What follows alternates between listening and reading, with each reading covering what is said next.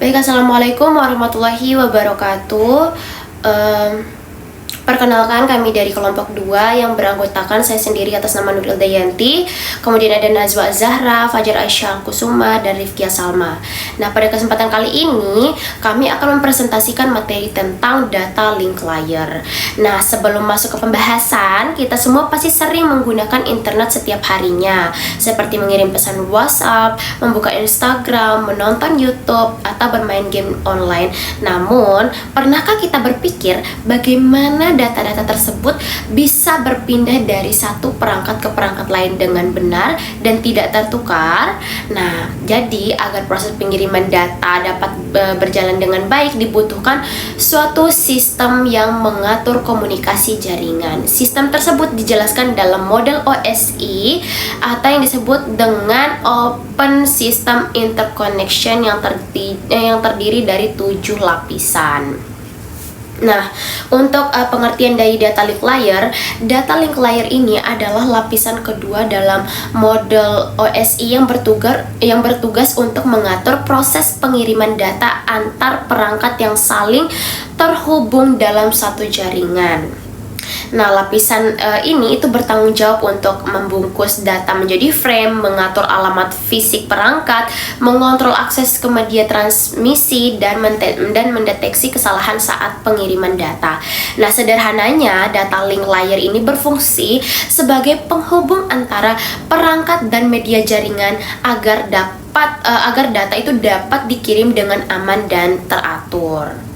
Nah, analogi sederhananya agar lebih mudah dipahami itu kita gunakan contoh dalam kehidupan kita sehari-hari. Semisal kita ini tuh ingin mengirim paket kepada teman kita.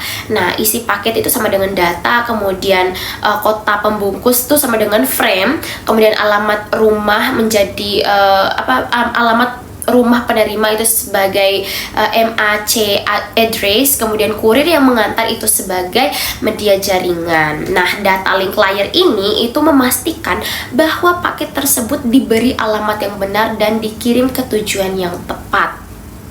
Seperti itu. Nah, kemudian di sini terdapat tujuan dari data link layer itu sendiri. Nah, tujuan utama dari data link layer itu sendiri adalah menjamin pengiriman data antar perangkat dalam jaringan lokal dapat berlangsung dengan baik dan minim kesalahan. Nah, kemudian ada beberapa fungsi penting dalam data link layer, yaitu ada framing atau pembentukan frame.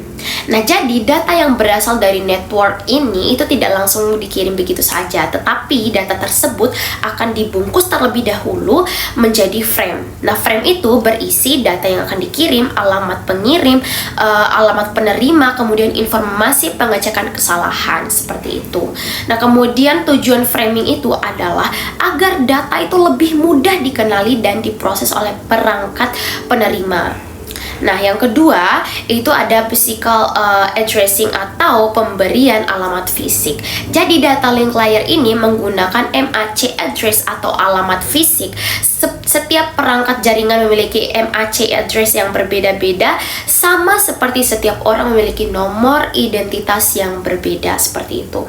Contohnya kayak di laptop A itu ada 001 A2B 3C 4D 5E. Kemudian laptop B itu 005A 8C 1F 7D 2A.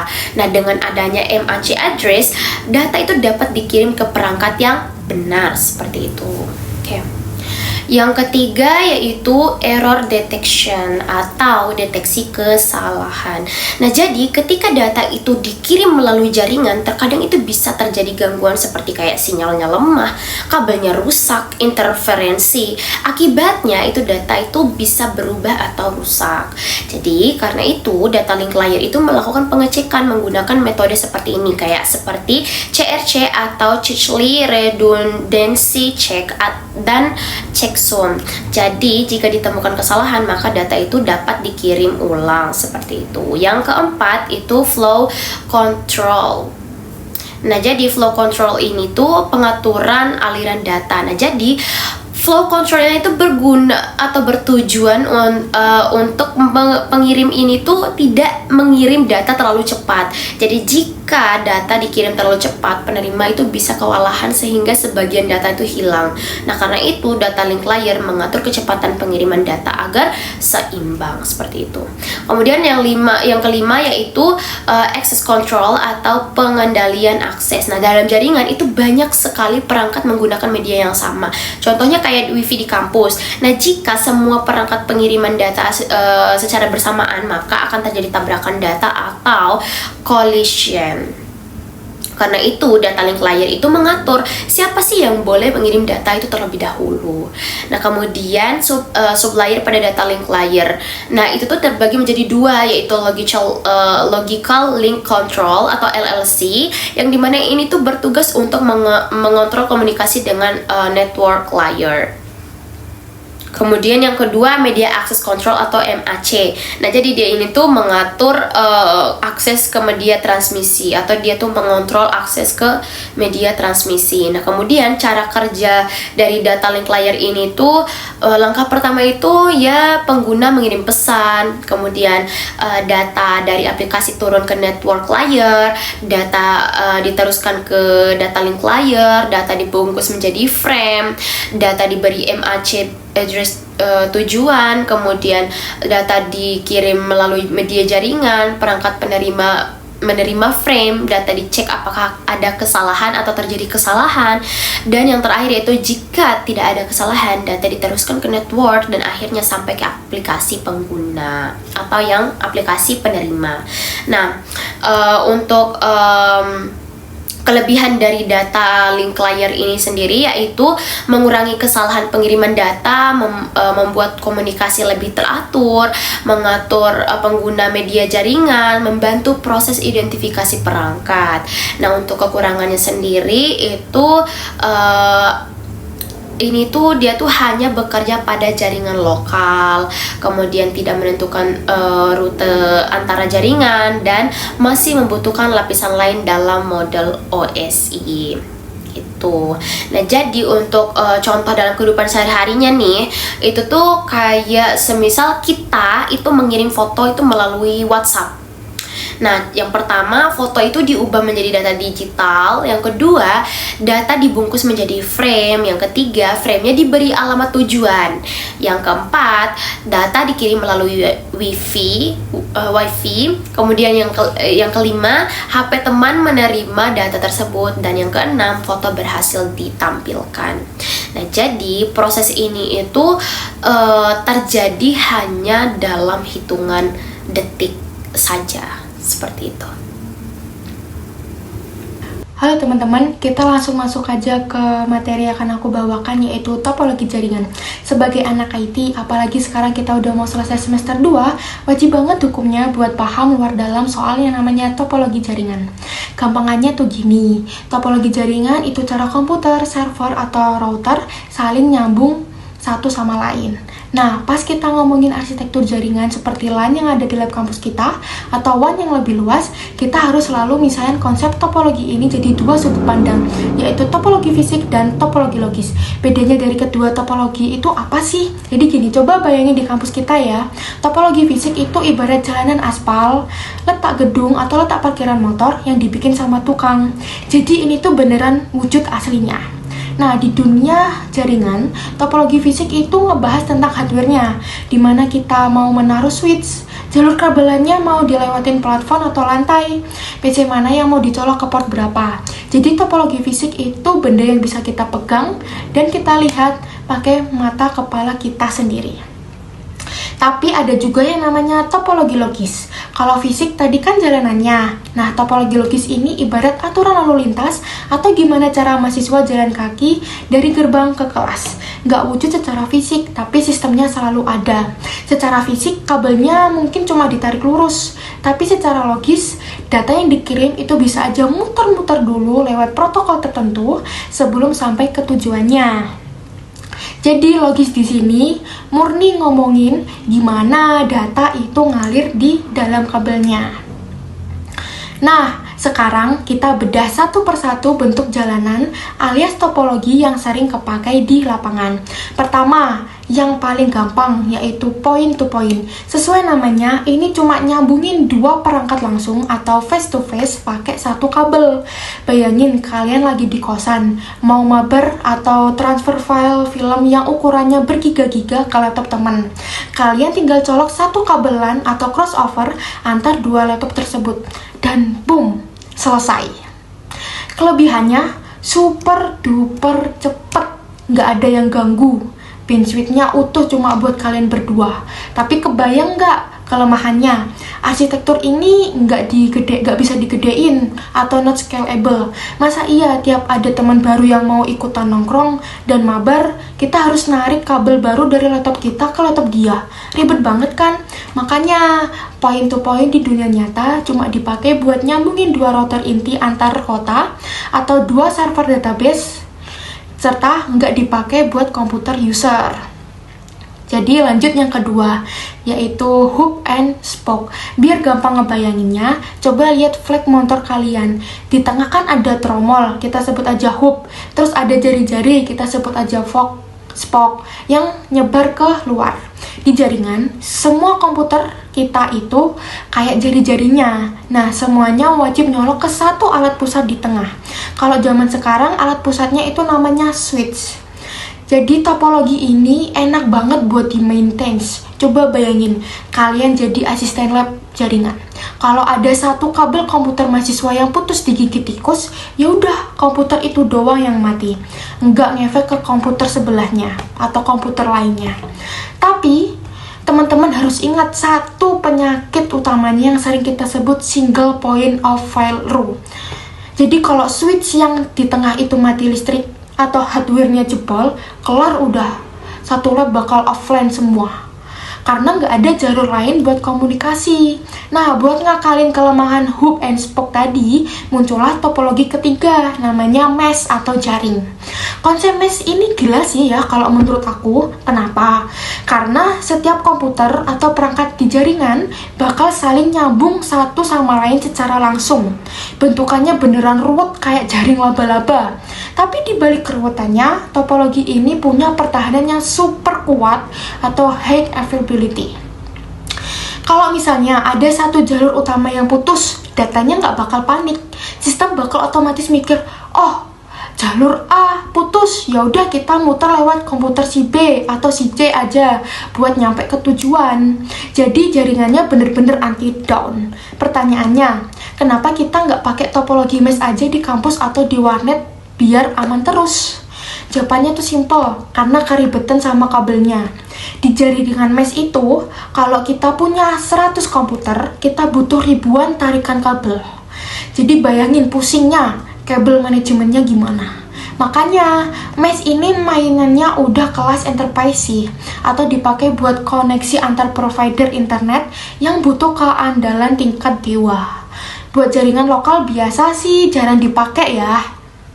Nah, selain tiga tadi, kalau kita nongkrong di lab atau lihat instalasi di perkantoran, kita bakal sering dengar topologi LAN kayak star, extended star, bus, sama ring. Sebenarnya, star itu sama aja kayak hub and spoke tadi, cuma istilahnya aja yang beda. Terus kalau gedungnya gede dan bertingkat, kita tinggal gabungin beberapa topologi star jadi satu. Nah, itu disebut extended star. Terus gimana dengan bus yang pakai satu kabel memanjang atau ring yang muter kayak cincin? Secara fisik, dua topologi ini udah mulai ditinggalin karena gampang tabrakan data dan ribet benerinnya kalau udah rusak.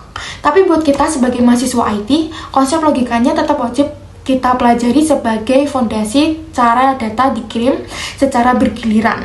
Jadi kesimpulannya, teman-teman, topologi jaringan itu intinya adalah gimana cara kita ngebangun jalan raya buat komunikasi data. Ada topologi fisik yang wujudnya kelihatan mata, dan topologi logis yang ngatur gimana data itu ngalir. Setiap bentuk topologi punya karakter khasnya sendiri.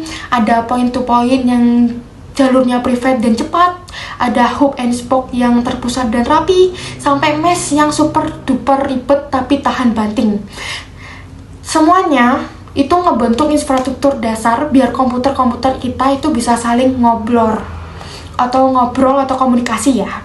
Nah, karena jalan rayanya udah terbentuk, pertanyaannya sekarang gimana caranya data-data kita dibungkus dan dikirim lewat jalan itu biar nggak nyasar dan nggak rusak di jalan. Nah, baik, untuk slide selanjutnya yaitu mode komunikasi dan pengendalian akses media.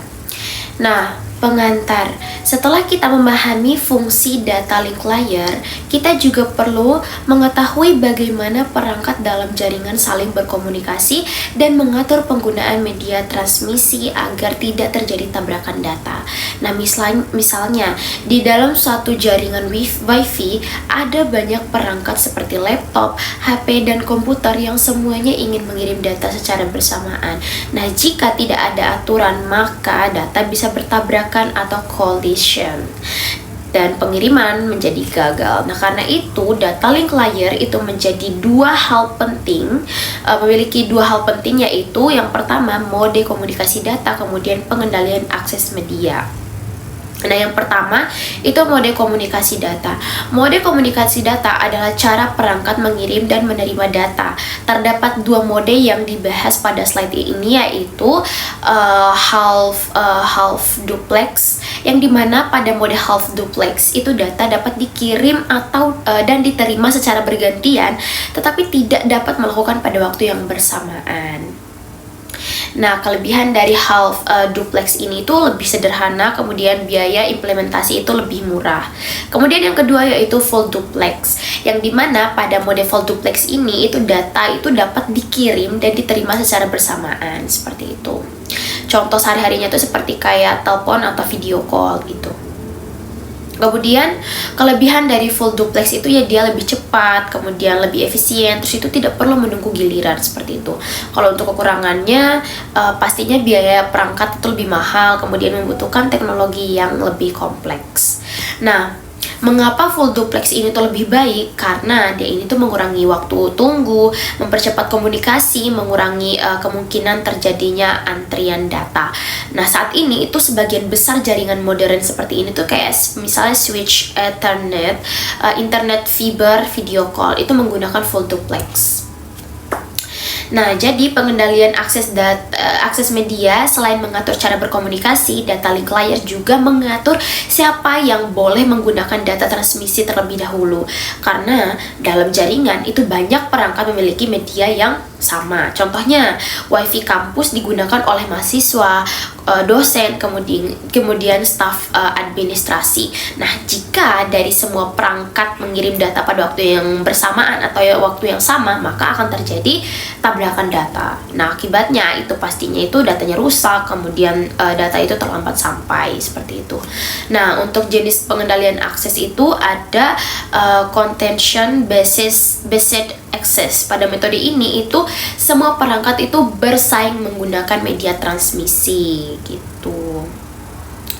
Nah, kemudian ada CSMA atau CA, yang dimana ini itu carrier sense multiple access with collision avoidance. Ini tuh biasanya digunakan pada WiFi, kemudian jaringan near kabel. Nah, yang kedua yaitu controlled access. Pada metode ini penggunaan media itu diatur secara bergantian. Jadi setiap perangkat itu mendapat giliran untuk mengirim data. Karena ada pengaturan giliran, kemungkinan itu collision itu menjadi sangat kecil. Nah, kelebihan dari controlled access ini itu tidak banyak tabrakan data, jaringan lebih stabil, kemudian pengiriman datanya itu lebih teratur. Kemudian kekurangannya itu ya ada waktu tunggunya, kemudian sistem pengaturannya itu lebih kompleks, seperti itu. Nah, jadi untuk slide ini itu ada mode komunikasinya itu ada dua, yaitu half duplex dan full duplex. Kemudian pengendalian akses media itu ada dua juga, yaitu contention based access dan controlled access. Sebuah frame terdiri dari 3 bagian utama, yaitu ada header, data, dan trailer. Ketiga bagian tersebut memiliki fungsi yang berbeda, namun saling melengkapi dalam proses pengiriman data melalui jaringan. Dengan adanya ketiga bagian tersebut, data link layer dapat mengatur proses pengiriman data dengan lebih terstruktur sehingga data dapat dikirim dan diterima dengan baik. Bagian pertama adalah header. Header merupakan bagian yang berada di bagian paling depan frame. Header berisi alamat pengirim, alamat penerima, serta informasi kontrol yang dibutuhkan selama proses komunikasi berlangsung.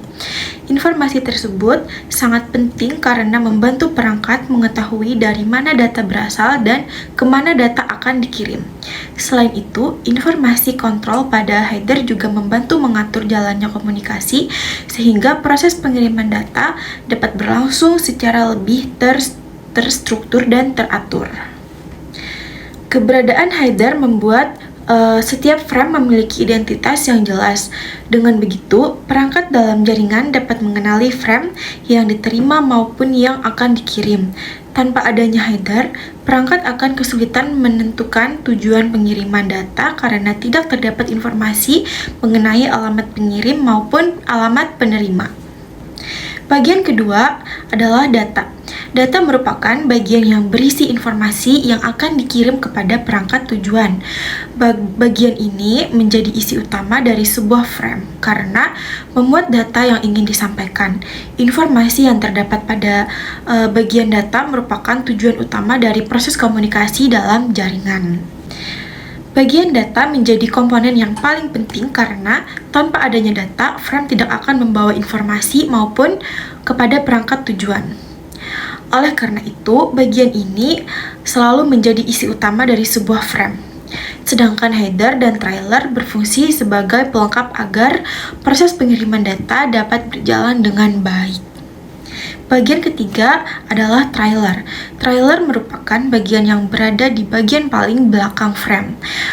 Fungsi utama trailer adalah membantu mendeteksi kesalahan yang mungkin terjadi selama proses transmisi data. Saat data dikirimkan melalui jaringan, terdapat kemungkinan terjadinya gangguan yang menyebabkan data berubah atau tidak sesuai dengan data asli. Oleh karena itu, trailer digunakan sebagai bagian yang membantu memeriksa apakah frame masih dalam kondisi yang benar ketika diterima atau sebaliknya. Dengan adanya trailer, perangkat penerima dapat melakukan pemeriksaan terhadap frame yang diterima. Jika hasil pemeriksaan menunjukkan bahwa data diterima dengan baik, maka proses komunikasi dapat dilanjutkan. Namun sebaliknya, apabila ditemukan adanya kesalahan selama proses transmisi, maka perangkat dapat mengetahui bahwa frame yang diterima tidak sesuai dengan data yang dikirim. Selain membentuk frame, data link layer menggunakan MAC address sebagai alamat fisik perangkat untuk memastikan frame dikirim ke tujuan yang benar dalam jaringan lokal. MAC address menjadi identitas fisik setiap perangkat yang terhubung ke jaringan. Karena setiap perangkat memiliki MAC address yang berbeda-beda, maka setiap perangkat dapat dikenali dengan mudah selama proses komunikasi berlangsung. Penggunaan MAC address membantu data link layer mengarahkan frame menuju perangkat tujuan secara tepat. Dengan adanya alamat fisik tersebut, proses pengiriman data menjadi lebih terarah sehingga frame dapat diterima oleh perangkat yang memang menjadi tujuan pengirim. Hal ini dapat membuat komunikasi dalam jaringan lokal berlangsung dengan baik dan lebih teratur. MAC address juga membantu membedakan satu perangkat dengan perangkat lainnya. Walaupun terdapat banyak perangkat yang berada dalam jaringan yang sama, setiap perangkat memiliki identitas fisik yang berbeda sehingga data layer dapat memastikan bahwa frame dikirim kepada perangkat yang benar. Selain menggunakan MAC address, data link layer juga mengatur akses perangkat terhadap media transmisi. Fungsi ini bertujuan agar proses pengiriman data dapat berlangsung secara teratur. Dalam suatu jaringan, terdapat beberapa perangkat yang dapat melakukan komunikasi, sehingga diperlukan pengaturan agar proses pengiriman data dapat berjalan dengan baik dan tidak saling mengganggu. Dengan adanya pengaturan akses terhadap media transmisi, setiap perangkat dapat menggunakan media komunikasi secara teratur. Hal ini membuat proses komunikasi data menjadi lebih efisien dan membantu menjaga kelancaran pengiriman data dalam jaringan lokasi. Data link layer juga memiliki fungsi untuk mendeteksi kesalahan selama proses pengiriman data. Deteksi kesalahan dilakukan melalui informasi yang terdapat pada bagian trailer. Proses ini sangat penting karena membantu perangkat mengetahui apakah frame yang diterima masih sesuai dengan frame yang dikirim. Apabila data diterima tanpa adanya kesalahan, maka komunikasi dapat dilanjutkan ke tahap berikutnya. Namun, apabila ditemukan kesalahan selama proses transmisi, perangkat dapat mengetahui bahwa terjadi gangguan pada saat pengiriman data. Dengan demikian, data link layer membantu menjaga kualitas komunikasi agar tetap berjalan dengan baik. Secara keseluruhan, data link frame merupakan hasil proses yang dilakukan oleh data link layer sebelum data dikirim melalui jaringan frame yang terdiri dari header, data, dan trailer, membuat proses pengiriman data menjadi lebih terstruktur. Selain itu, penggunaan MAC address, pengaturan akses terhadap media transmisi, serta kemampuan mendeteksi kesalahan menjadikan proses komunikasi data dalam jaringan lokal berlangsung secara lebih baik, lebih efisien, dan lebih andal.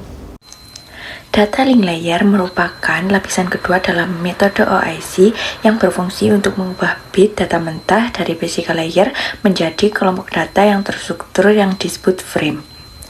Selain melakukan pengelamatan fisik berupa MIC address dan mendeteksi kesalahan transmisi, lapisan ini mengatur bagaimana data dikirimkan melalui media spesifik.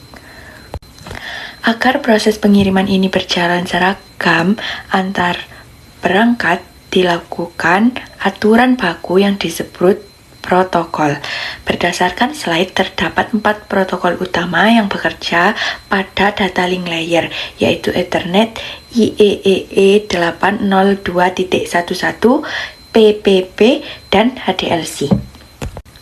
Protokol pertama adalah Ethernet yang digunakan secara luas pada jaringan kabel LAN. Ethernet merupakan standar teknologi jaringan lokal berkabel yang paling mendominasi di seluruh dunia hingga saat ini. Ethernet bekerja pada media transmisi fisik seperti kabel UDP, berkontraktor RJ45 atau kabel fiber optik. Pada jaringan mode lama, Ethernet menggunakan metode akses media bersama GSMA atau ZD untuk mendeteksi dan menangani tabrakan data. Namun, pada jaringan modern yang menggunakan perangkat switch, Ethernet bekerja dalam mode full duplex, yang artinya perangkat dapat mengirim dan menerima data secara bersamaan tanpa resiko tabrakan data, di mana pengiriman ditujukan langsung ke perangkat target berbasis alamat fisik unik yang disebut MAC address. Ethernet dapat dianalogikan sebagai sistem jalan raya satu arah yang teratur dalam sebuah kompleks perumahan tertutup. Setiap rumah memiliki nomor rumah yang permanen dan tidak berubah, ibaratnya itu MIC address. Kurir paket atau paket data dapat melaju dengan cepat melalui jalur aspal atau kabel karena jalur dan aturan lalu lintasnya sudah dipetakan dan jelas oleh aturan Ethernet. Implementasi protokol ini terjadi ketika menghubungkan komputer atau laptop ke perangkat router menggunakan kabel LAN untuk mendapatkan koneksi internet yang stabil, cepat, dan minim gangguan intervensi sinyal jika dibandingkan dengan koneksi near kabel. Protokol kedua adalah IEEE 802.11 atau yang lebih dikenal secara komersial dengan istilah Wi-Fi. Protokol ini bertugas mengatur komunikasi data pada jaringan lokal yang memanfaatkan media atau tanpa kabel. Berbeda dengan Ethernet yang menggunakan kabel terlindungi, Wi-Fi menggunakan udara bebas sehingga media transmisinya melalui gelombang radio. Karena udara merupakan media terbuka dan dapat diakses oleh perangkat apa saja secara bersamaan, risiko terjadinya tabrakan data sangat tinggi.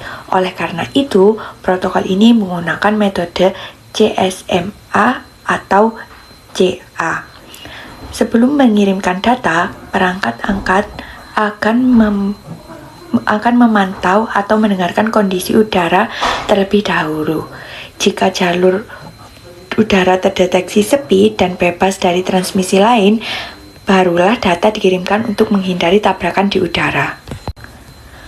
Protokol ini terus mengalami evolusi standar untuk meningkatkan kecepatan dan efisiensi bandwidth, mulai dari standar lama seperti 802.11b, 802.11g, 802.11n, hingga standar modern seperti Wi-Fi 5, 802.11ac, Wi-Fi 6, 802.11ax, dan Wi-Fi 7.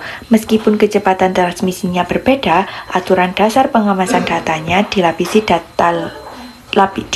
data link tetap mengacu pada protokol 802.11 ini.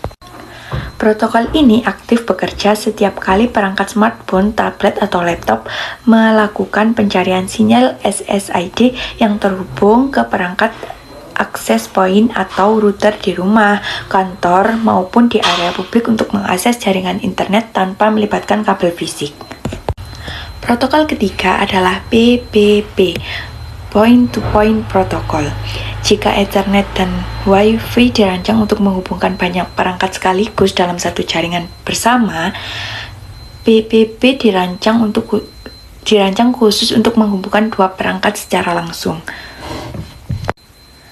Karena hanya menggabungkan dua titik secara langsung, PPP menyediakan mekanisme manajemen hubungan dan keamanan tingkat tinggi yang tidak dimiliki oleh protokol jaringan lokal biasa. PPP mengandung proses autentikasi di mana sebelum link komunikasi data terbuka, kedua perangkat harus memverifikasi identitas terlebih dahulu menggunakan metode PAP, Password Authentic Protocol atau CHAP.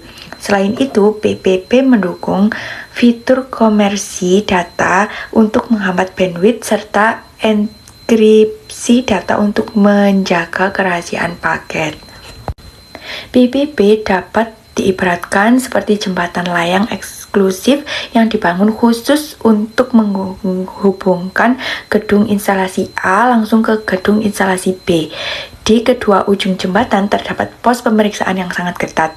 Tidak ada kendaraan atau pihak luar yang bisa menyusup ke jembatan tersebut, sehingga jalur komunikasi antara kedua gedung dijamin privat dan aman dari gangguan luar.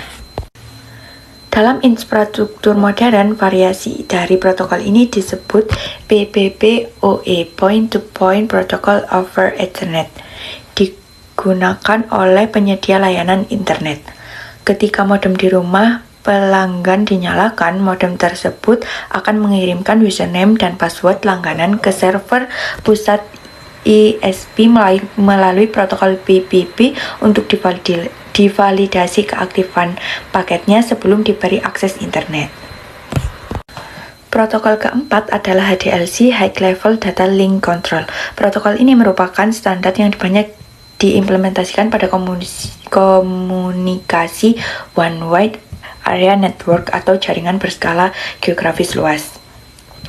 HDLC adalah protokol berbasis bit yang bersifat sinkron, dikembangkan awalnya oleh SISO. Protokol ini mengirimkan data dalam bentuk aliran frame yang terus-menerus dengan pengatur waktu yang sangat presisi antar perangkat yang terhubung. Jaringan WAN jarak jauh seperti koneksi antar kota atau antar negara memiliki kerentanan yang tinggi terhadap pelemahan sinyal, gangguan cuaca, maupun kerusakan fisik jalur terminasi. HDLC menangani masalah ini dengan menyediakan fitur flow control, pengontrolan aliran data, dan error correction data, serta perbaikan kesalahan yang sangat kuat, memastikan data yang menempuh jarak ratusan kilometer tetap sampai di tujuan dalam kondisi utuh. Industri jaringan terdapat dua versi HDLC yang sering ditemui. Pertama adalah versi standar ISO yang bersifat terbuka, sehingga dapat digunakan untuk menghubungkan perangkat dari vendor yang berbeda. Kedua adalah servis modifikasi khusus dari vendor tertentu, seperti Cisco HDLC, yang menambahkan kolom kode protokol khusus di frame-nya agar komunikasi dapat sesama perangkat Cisco berjalan lebih optimal. HDLC diimplementasikan pada konfigurasi antarmuka serial di perangkat core router perusahaan skala besar untuk mengelola jalur koneksi private seawan yang menghubungkan jaringan komputer kantor pusat dengan jaringan komputer di kantor-kantor cabang luar kota. Berdasarkan pembahasan tersebut, dapat disimpulkan bahwa data link layer merupakan lapisan kedua pada model OSI yang memiliki peran penting dalam proses komunikasi data pada jaringan komputer sebelum data dikirimkan melalui jaringan. Data link layer akan membungkus paket data menjadi sebuah frame dengan menambahkan header di bagian depan dan trailer di bagian belakang. Proses ini dilakukan agar data memiliki struktur yang jelas sehingga siap untuk dikirim melalui jaringan. Frame terdiri dari 3 bagian utama, yaitu ada header, data, dan trailer. Header berisi alamat pengirim, alamat penerima, serta informasi kontrol yang membantu proses komunikasi. Data merupakan isi utama yang akan dikirim kepada perangkat tujuan. Sementara itu, trailer digunakan untuk membantu mendeteksi kesalahan yang mungkin terjadi selama proses transmisi, sehingga kualitas data yang diterima tetap terjaga. Selain membentuk frame, data link layer juga menggunakan MAC address sebagai alamat fisik perangkat untuk memastikan frame dikirim ke tujuan yang benar dalam jaringan lokal. Setiap perangkat memiliki MAC address yang berbeda sehingga data link layer dapat mengenali perangkat dengan tepat dan mengarahkan frame kepada perangkat tujuan. Data link layer juga mengatur akses perangkat terhadap media transmisi agar proses komunikasi data dapat berlangsung secara lebih teratur dan efisien. Selain itu, lapisan ini membantu mendeteksi kesalahan selama pengiriman data sehingga perangkat dapat mengetahui apakah data diterima dengan baik atau mengalami kesalahan selama proses transmisi. Dengan fungsi-fungsi tersebut, data link layer memiliki peran yang sangat penting dalam mendukung proses komunikasi antar perangkat dalam jaringan lokal. Melalui pembentukan frame menggunakan MAC address, pengaturan akses media transmisi, dan deteksi kesalahan, komunikasi data dapat berlangsung secara lebih teratur, efisien, andal, dan membantu memastikan data sampai ke tujuan dengan baik. Baik, sekian dari kelompok kami. Mohon maaf atas segala kekurangan. Wassalamualaikum warahmatullahi wabarakatuh.